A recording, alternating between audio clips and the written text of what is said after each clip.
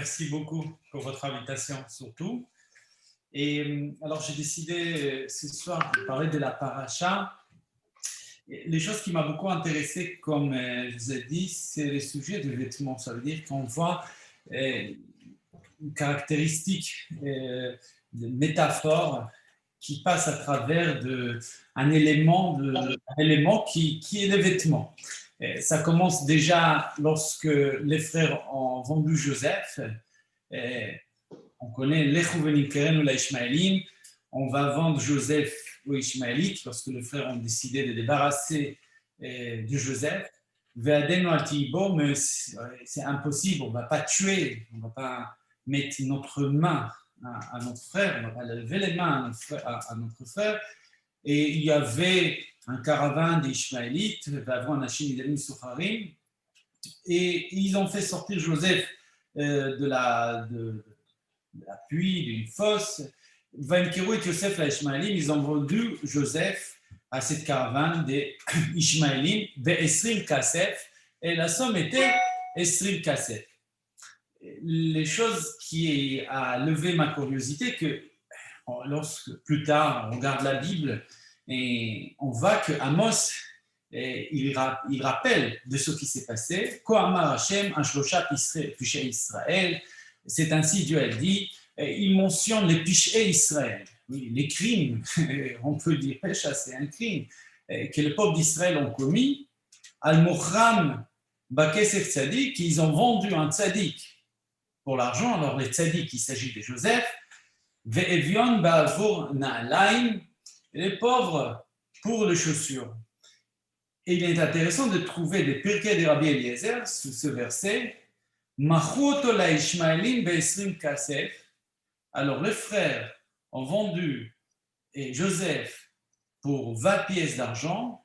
Ve'kol echad ve'echad natal shne ksafim. Chacun a pris 2 pièces d'argent. Liknot manalim meraglehem, pour acheter des chaussures, à leurs pieds. Et évidemment qu'on ne peut pas comprendre celle-ci que les frères ils ont acheté des chaussures en vendant Joseph. Et ils n'avaient pas besoin auparavant de chaussures.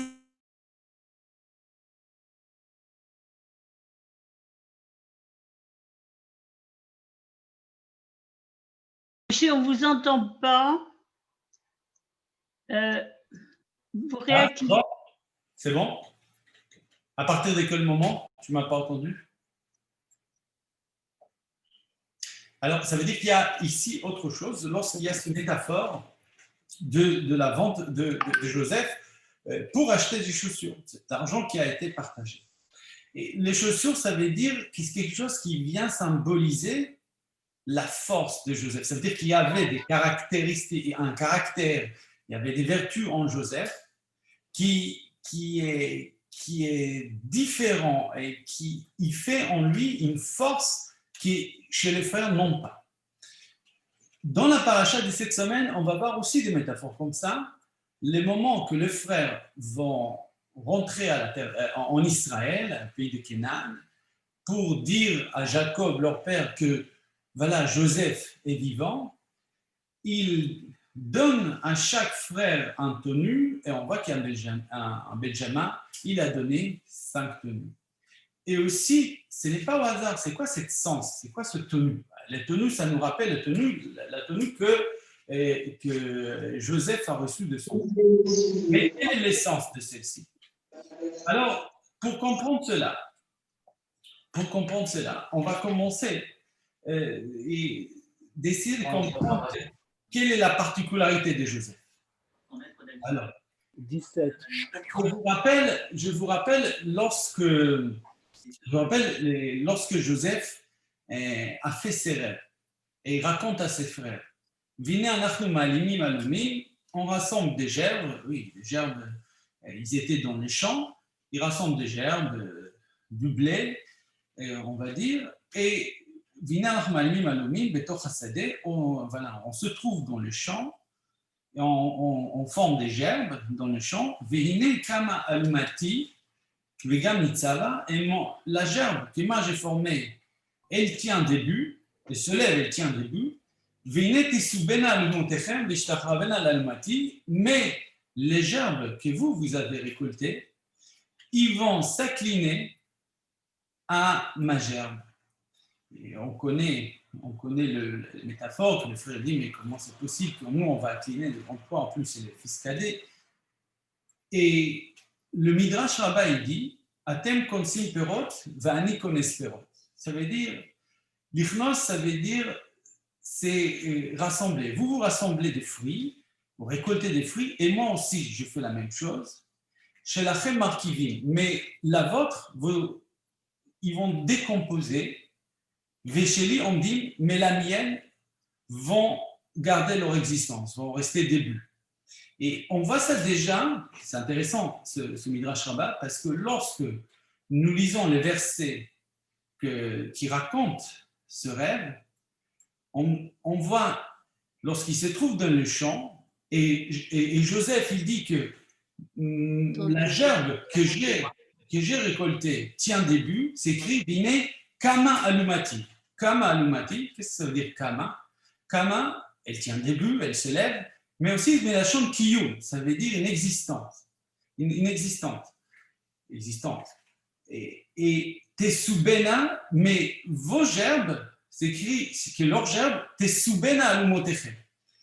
Et les mots Tesubena, c'est rendre quelque chose qui se rend en miettes.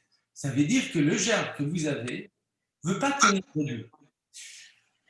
Il s'agit ici, ce n'est pas au hasard, ça veut dire que Joseph, il a la sagesse, il a quelque chose en lui qui sait tenir debout, donner une existence à des fruits.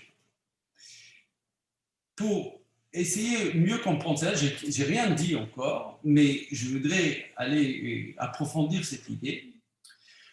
Et pour comprendre, il y a des fondations, des bases à comprendre. Dans le monde juif, il y a deux bases, deux fondations de travail. Il y a Avodat Kodesh, ça veut dire Avodat Kodesh, c'est toute notre spiritualité. La prière, et tout ce qui est la prière, l'étude de la Torah, ou en Eretz Israël, lorsqu'il y avait le Beth Amikdash, tout ce qui était à l'intérieur du temple, il s'appelle Avodat Kodesh. Ça veut dire, c'est le travail, les services sacrés. Mais il existe aussi Avodat Chutz. Ce que veut dire Avodat Chutz, Chutz, ça veut dire extérieur, tout ce qui est dehors, dehors du temple, tout ce qui est dehors de la spiritualité, le travail profane, le travail que l'homme il fait au quotidien, on appelle ça Avodat Chutz, quelque chose qui se passe à l'extérieur. On voit ici que le fer se trouve dans le champ.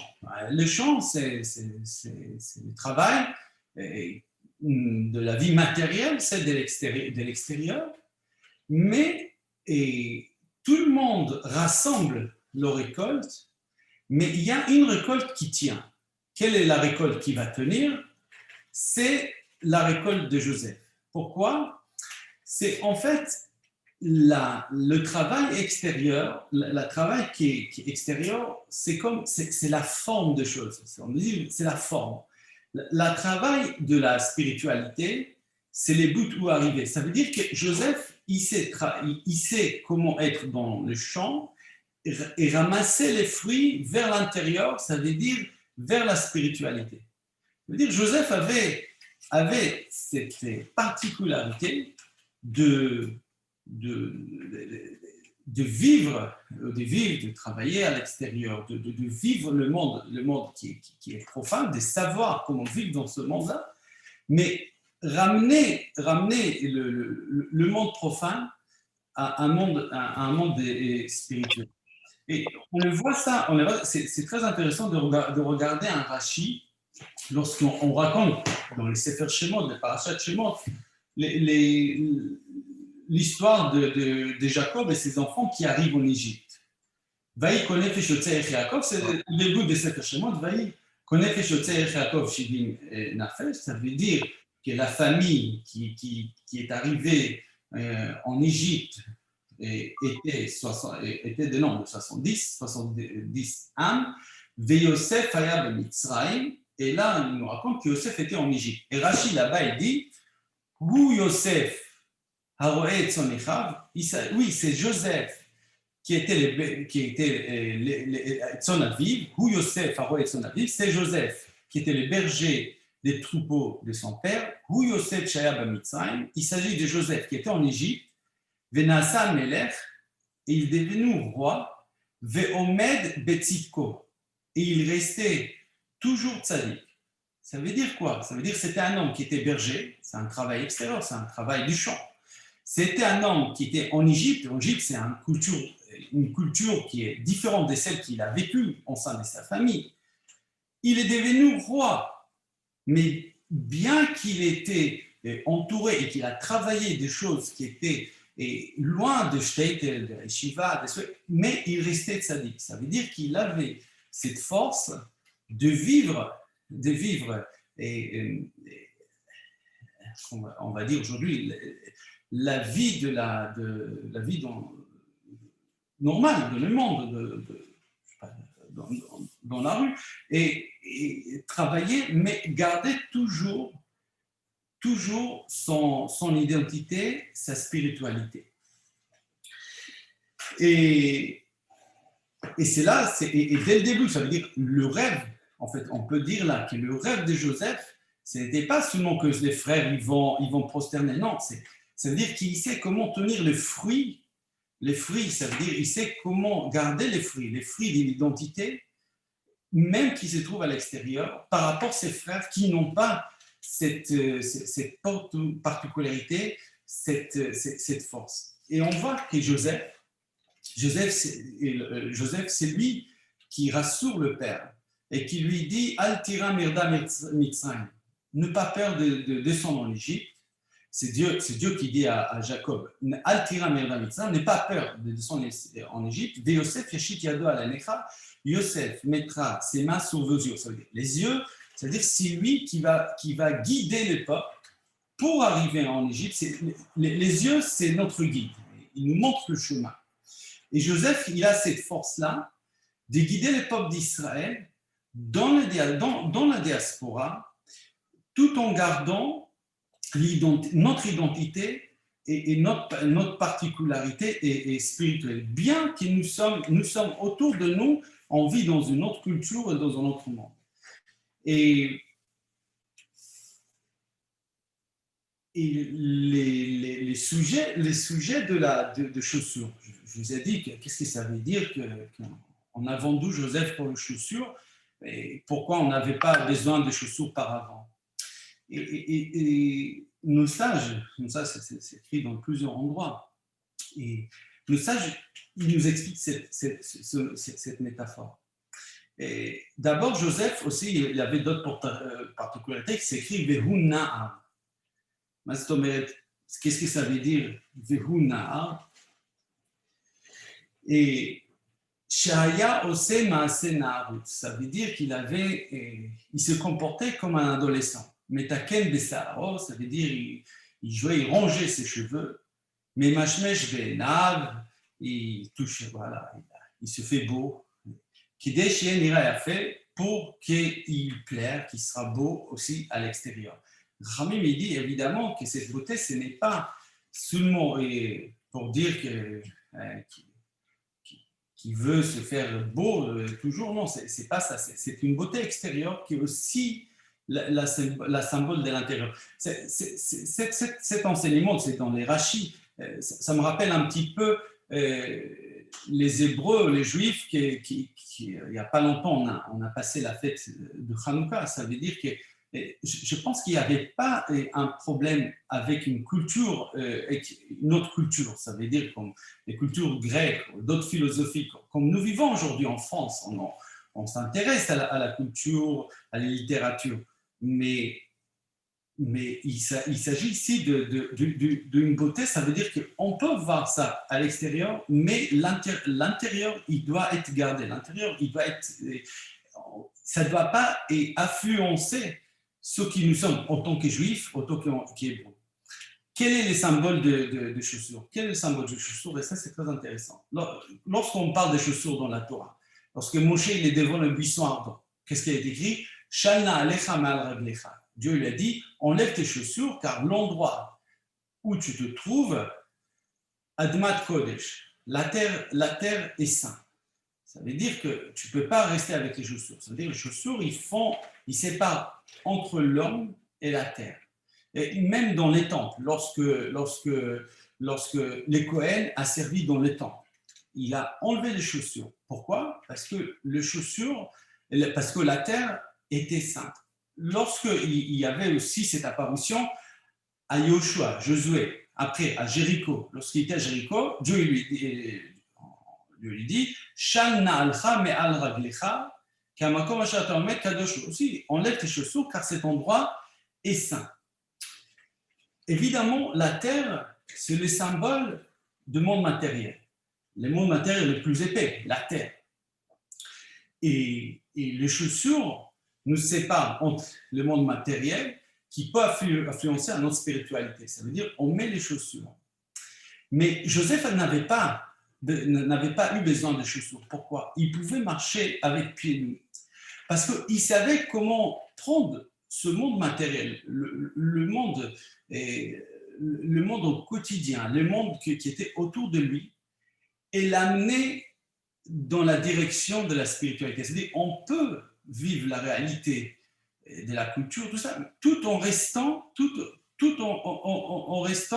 un juif, un religion, avec ramener ça à la spiritualité. C'est ça, ça veut dire que lorsque je vous ai dit, mais les frères n'avaient pas besoin auparavant, ils ont vendu Joseph pour acheter des chaussures. Ils n'avaient pas besoin avant de chaussures, non. C'est le symbole que Joseph, lorsqu'il vivait parmi ses frères, il avait cette force de conjuguer les deux mondes.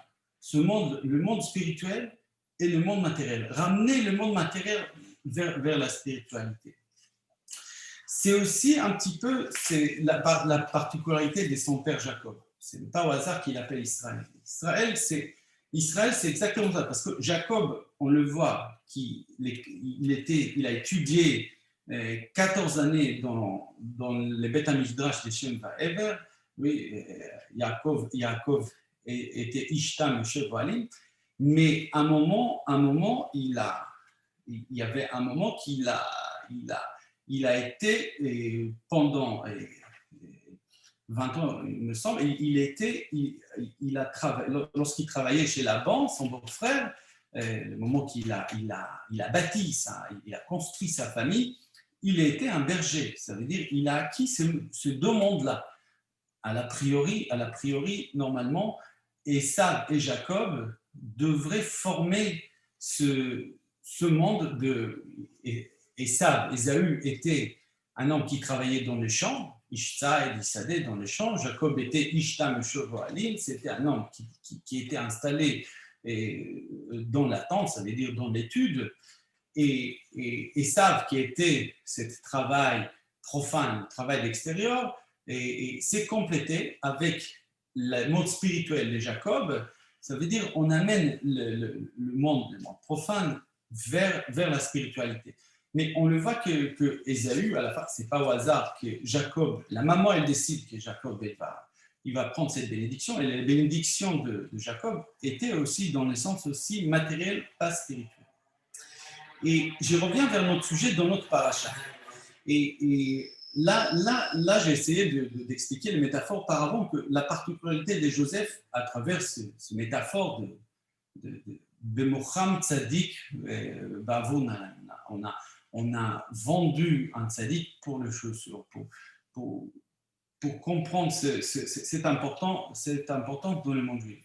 Et je dis dans la paracha, il y a la même chose aussi cette distribution des vêtements. Le Chulam Natan Ish Khalifot Smalot. À tout le monde, il a donné un tenue, un habit. Ou le Binyamin Natan Chamesh Khalifot. Et Binyamin, il a donné 5.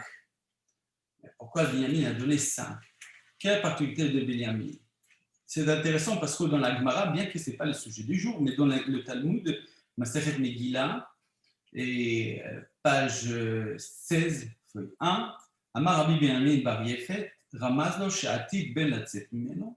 C'est une allusion, c'est une remèze, qu'il y aura un fils, il y a un descendant de Joseph, qui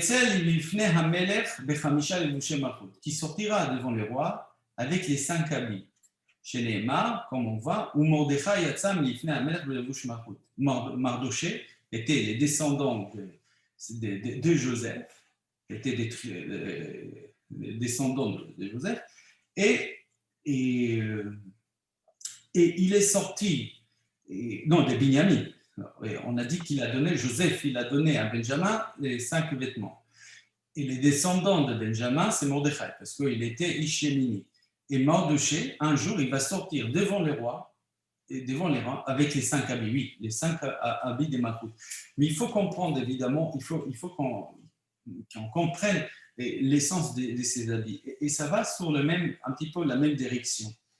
Lorsqu'on dit qu'Israël, lorsque Jacob vit Israël avec Joseph, lorsque Jacob il a aimé Joseph de tous ses vêtements, il ne s'agit pas, le Midrash Rabbah, il nous explique qu'il ne s'agit pas c'était une préférence. Qu'est-ce que ça veut dire Israël a avec Joseph Mikol Banav? Il a aimé Joseph de tous ses enfants. Rabbi Nechemia enseigne שכל ההלכות שמסרו שם ועבר ליעקב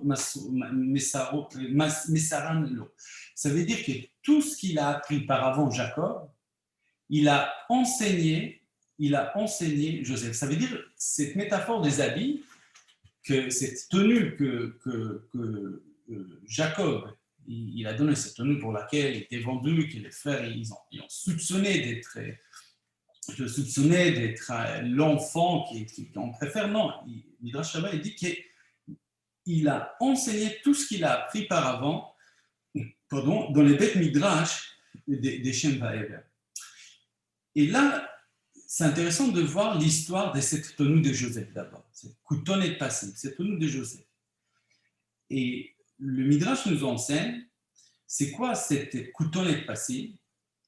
Hakoutonet she'asa Akadosh Baruch Hu le'Adam ve'Ezro. Ça veut dire cette tenue, c'était la tenue qui appartenait à Adam Arishon et Chava.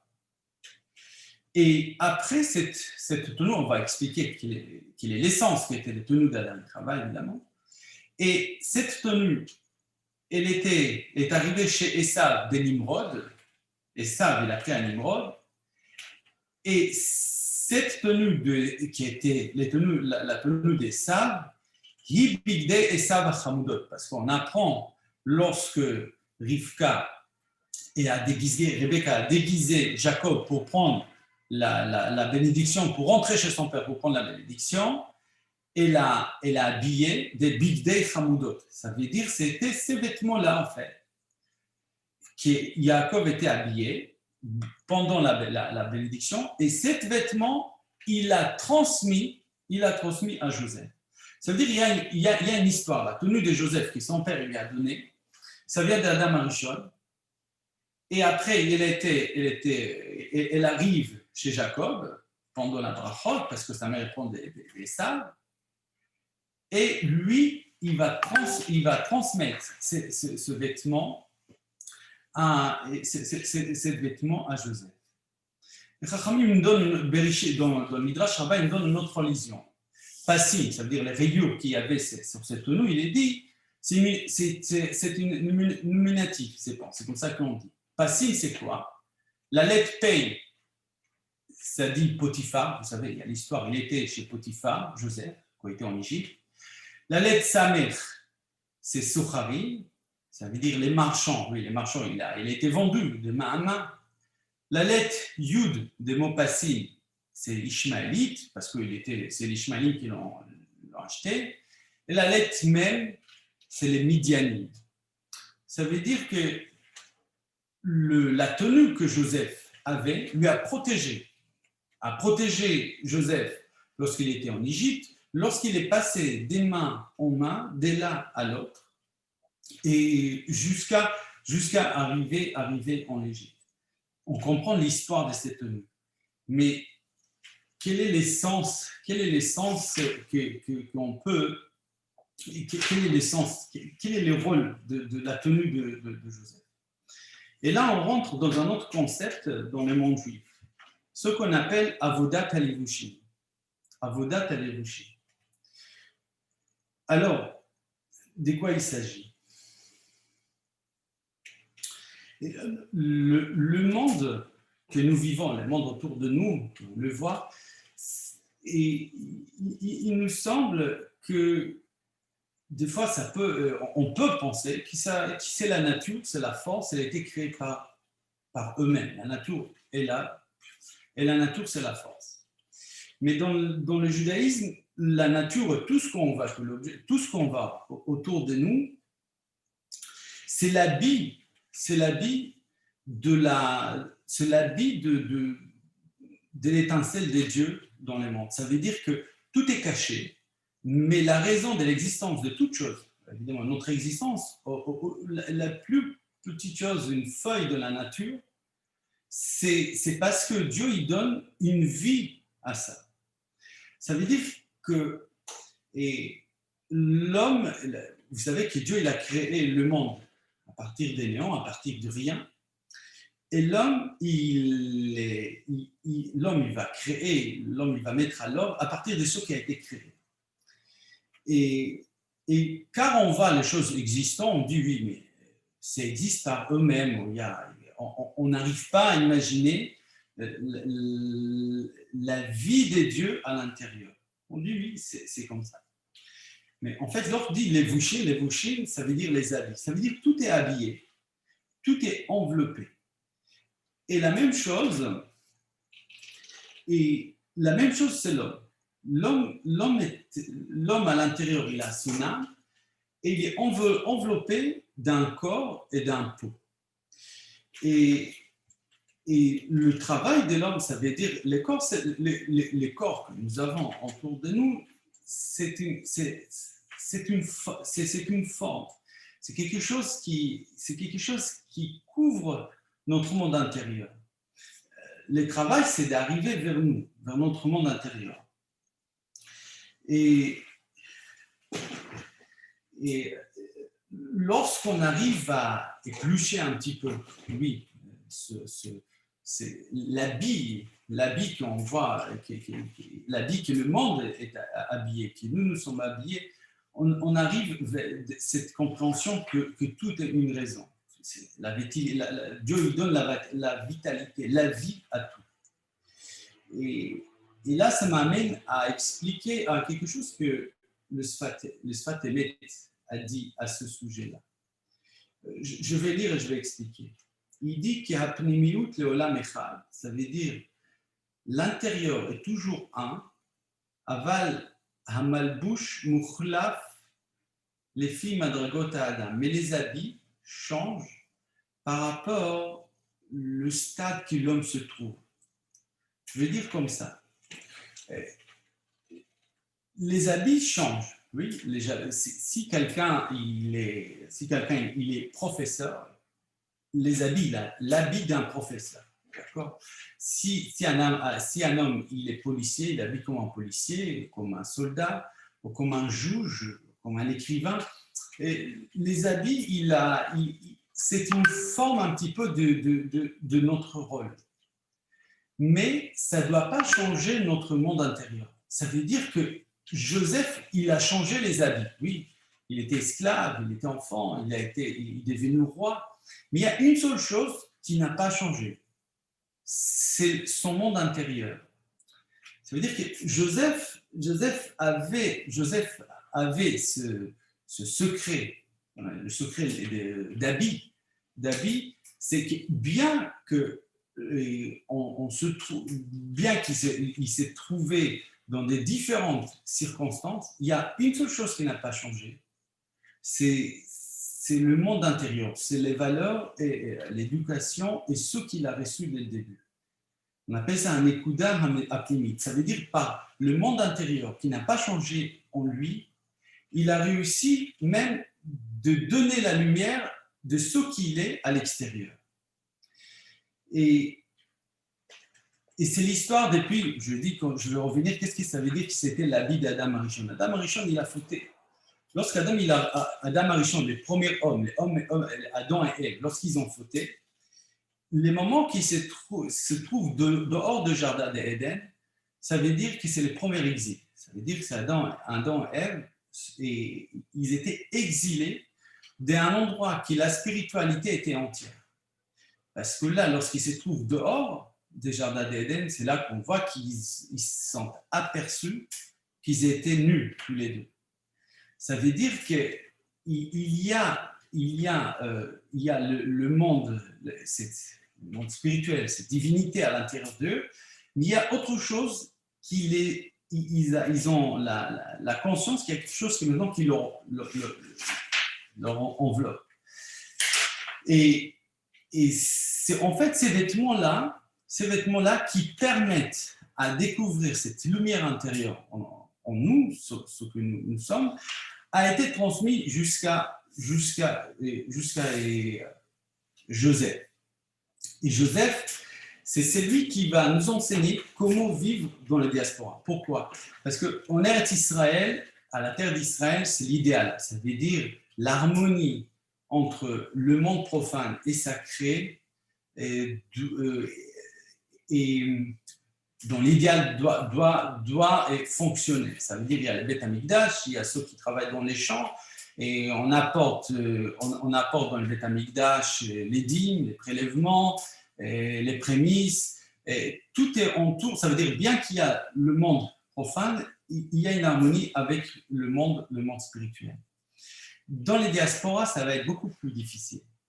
Et c'est ça que Joseph qui a été exilé en Égypte, qui parle, on lui donne des tenues. Cette tenue, c'est dans les mêmes sens, c'est de savoir comment peut-être changer les habits, mais que le monde intérieur ne va pas changer. Le monde, notre monde d'identité, notre judaïsme, ne va pas changer, bien qu'on peut être habillé, qu'on peut s'habiller différemment, qu'on peut être entouré par une autre culture, mais ça ne va pas abîmer le sens de notre lumière intérieure. Et c'est ça en fait, c'est ça le principe de Joseph. C'est ça le principe de Joseph. Et c'est la raison pour laquelle il donne même à chacun de ses frères, il donne un habit. C'est quoi un habit ? Parce qu'ils vont descendre en Égypte. En Égypte, il y a cette danger de s'assimiler, de se faire aveugler par une culture qui est très riche en Égypte et d'oublier d'où on vient. Et Joseph avait cette force. Ça veut dire, en premier temps, j'ai expliqué que le métaphore des chaussures, ça veut dire les chaussures, c'est ce qui fait la séparation entre la terre, qui est les matériels, et l'homme qui veut aller vers la spiritualité, qui veut vivre sa spiritualité. Mais Joseph, il dit, mais il marche avec les pieds nus, ça veut dire il peut conjuguer le monde matériel avec le spirituel. La même chose avec les vêtements qui étaient en fait les symboles c'est un symbole de ce monde extérieur que nous vivons, mais le monde intérieur, à l'intérieur de moi, restera toujours même. Et il va créer même une harmonie. Et je pense que c'est très actuel pour nous, même en Eretz Israël, pas seulement en diaspora. Et cette harmonie entre d'être un juif dans la cité, comme on dit, mais vivre en toute spiritualité. Et j'y reviens pour essayer de fermer les boucles. Je vous ai dit que dans le Talmud, lorsqu'il dit qu'à Benjamin, il a donné Chamesh Khalifot Smalot, lorsqu'il a donné 5 tenues, la Gemara nous raconte qu'un jour, il y aura un descendant qui s'appelait Mordechai. Mordechai, il a vécu dans la diaspora pendant l'Empire perse. Ils étaient en danger. Mais c'est intéressant parce que Mordechai, lorsqu'à la fin de l'histoire, il sort avec les habits des rois, oui, si on compte les nombres d'habits, c'est 5. Mais qu'est-ce qu'il a fait Mordechai ? On voit qu'à l'époque de Mardoché, les Juifs ont accepté la Torah qui était donnée en Mont Sinaï. Ça veut dire qu'il a, dans ce moment le plus obscur ce moment de désespérance où Dieu était presque caché, il a réussi, Mordechai, comme il a réussi, Mordechai, à dévoiler en fait cette lumière de la spiritualité. C'est tout à fait les Juifs et les Hébreux qui se trouvent dans le village de David, mais il n'oublie jamais qui il est, et il n'a pas peur d'être une partie aussi de le monde où il vit, de le monde réel qu'il vit autour de lui. Voilà ce que j'ai voulu vous transmettre au sujet de notre paracha. Merci Moshe pour ces propos. Peut-être y a-t-il des questions? Il n'y a pas toujours de réponse, mais la question, c'est toujours. Vous pouvez Je réactiver. vais quand même poser une question. Qu'est devenue cette cotonnette Passim? Puisque si elle a survécu à Joseph, elle a peut-être eu alors dans l'histoire une destinée inconnue. La destinée, en fait, la destinée, l'idée qu'on va à travers la Gemara, à travers des Midrash, on le voit qu'il a transmis. En fait, Joseph, il a transmis ça à ses frères. Chacun, il avait une coutonnette. Les coutonnes, je pense justement, les habits qui nous permettent à vivre dans la cité sans oublier notre judaïsme. Parce qu'on le voit quand même, l'impact. J'étais un rabbin à la ville d'Angers, à la ville de Tours. Ça veut dire, je rencontre des familles où des fois des histoires, des petits-enfants, d'arrière-petits-enfants, où je vois des fois des grands-parents qui n'y a plus rien après, plus rien. Ils ont éduqué, il y a des petits-enfants qui sont formidables, mais ils n'ont plus rien avec leur identité juive. Et évidemment, et alors, après, peut-être la question de l'intégration. Est-ce que Joseph était intégré en Égypte? Bien sûr qu'il était intégré en Égypte. Mais nous avons un rôle. Peut-être c'est ça qui fait l'éternité des peuples qui étaient en diaspora et qui n'a pas disparu. Ça veut dire, on peut changer les habits, mais il faut garder notre monde intérieur. Et je ne sais pas où il est les vêtements aujourd'hui, mais je pense que c'est nous-mêmes les témoins de ces vêtements. Métaphoriquement, parce que sur le plan physique, la coutonnette Passim a été déchirée par les frères de Joseph, trempée dans le sang de l'animal qu'ils ont tué pour induire leur père en erreur. Donc, on n'a pas d'autres traces que c'est la preuve de sa disparition. Oui, c'est pour cela, le Midrash Rabbah, c'est intéressant que vous dites, ça répond. Il dit, de quoi il s'agit qu'il a donné que ton est passé. Chez Kol Halachot, chez Mesaro, chez Masrou, chez Ve'ever Leakov, Mesaran Lo. Ça veut dire que tout ce qu'il a appris dans le Beth Midrash de Shema Ve'ever, il l'a transmis à Joseph. Ça veut dire qu'il a transmis des outils pour le diaspora. Et peut-être c'est ça qu'il a transmis. Je dis que c'est métaphorique, ça veut dire c'est l'habit d'Adam qui doit découvrir maintenant différemment Dieu dans le monde de ce qu'il était auparavant. C'est découvrir.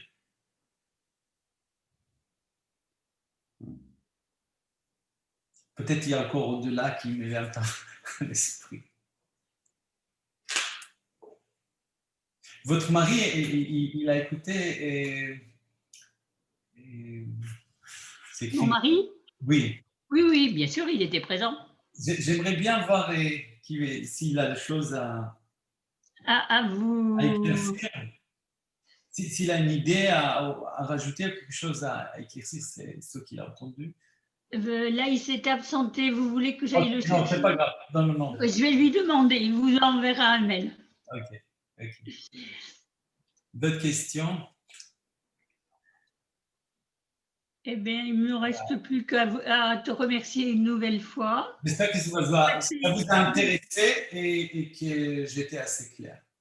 Oui, Le oui. sujet n'est pas simple, mais j'ai trouvé très profond. J'ai trouvé très réel. C'est actuel.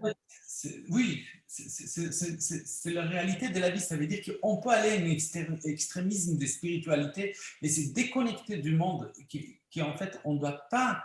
Il n'y a pas une raison ça veut dire pour garder notre judaïté, notre spiritualité, notre particularité juive, cela ne veut pas dire de nier la réalité autour de nous, nier la cité. C'est vivre la cité, mais ne pas oublier évidemment notre identité. Parce que si nous on garde, c'est comme ça qu'on peut refléter, on peut projeter à l'extérieur. Joseph, il a gardé son identité hébreu, mais c'est grâce à ça qu'il pouvait aussi influencer dans un monde où il a été. C'est la même chose, c'est notre rôle dans tout pays des diasporas où on a été. Ça veut dire on pouvait donner mieux, ça veut dire et si on s'est assimilé complètement, on n'avait rien à apporter. Mais en gardant notre particularité, c'est ça qui pouvait pas seulement nous enrichir, mais enrichir les autres. C'est ça qui est important. La France n'est rien sans les Juifs. Hein? Mais je pense que Claude sera tout à fait d'accord avec vous. Merci beaucoup. Razak, Merci beaucoup. Merci, Rabbi Moshe. Merci. Merci beaucoup. Shabbat Shalom.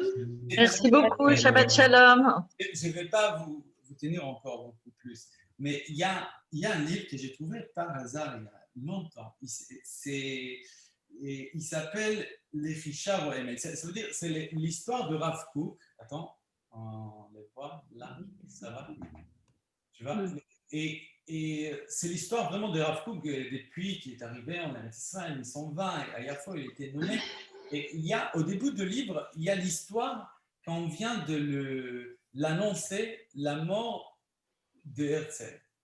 Et qu'en fait, il y avait les mitnagdim, il y avait la partie qui était contre l'idée sioniste, etc.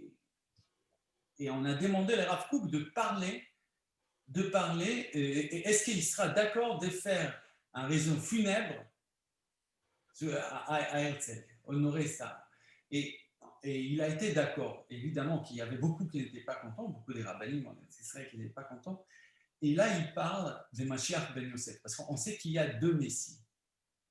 Il y a celui qui va tracer le chemin, vous yashit yado anecha, celui qui va mettre ses mains, qui va vous montrer le chemin, c'est ça que Dieu a dit à Jacob, c'est Joseph qui l'a. Ça veut dire, Joseph, il a cette capacité de vivre le monde matériel. Si c'était conquérir la terre d'Israël, comme Josué, oui, après Moshe, il a expliqué quel était le rôle de Herzl comme un sort de début de délivrance de Mashiach ben Yosef.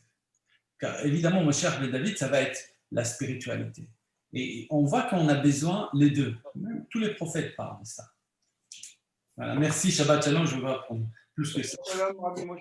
À bientôt. Merci. Shabbat Shalom. Shabbat Shalom. Merci.